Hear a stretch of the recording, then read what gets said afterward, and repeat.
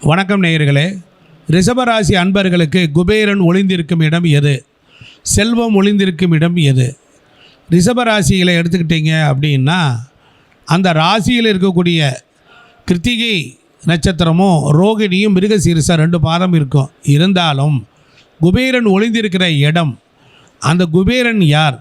அந்த ஐஸ்வர்ய தேவதை யார்? அதுதானே உங்களுக்கு வேணும். வாழ்க்கையில் சுலபமாக முன்னேறுவதற்குரிய வழியை ஐயா சொல்கிறேன். அதாவது ரோகிணி நட்சத்திரத்தன்று பர்வதவர்த்தினி அம்பிகா சமேத ஸ்ரீ ராமநாத சுவாமியை ராமேஸ்வரத்தில் போய் நீங்கள் வணங்கி வழிபட்டு விட்டு வந்து ஸ்ரீ ராம் ராம் ராம் ராம்னு சொல்லலாம். பர்வதவர்த்தினி அம்பிகா சமேத ராமநாதரை ஃபோட்டோவை வாங்கிட்டு வந்து வீட்டில் வச்சு நீங்கள் விளக்கேற்றி கொண்டே வரலாம். ரோகிணி நட்சத்திரத்திற்குரிய காயத்ரி மந்திரத்தை நீங்கள் சொல்லி வழிபட ரிஷபராசி அன்பர்கள் வெகு சூக்கிரமாகவே வாழ்க்கையில் டாப்பில் வந்துடலாம். இதை நான் பல பேருக்கு சொல்லி வெற்றி பெற்றிருக்கிறார்கள். நீங்களும் செய்து பாருங்கள். கண்டிப்பாக நல்ல குபேர நிலையை அடைவீர்கள்.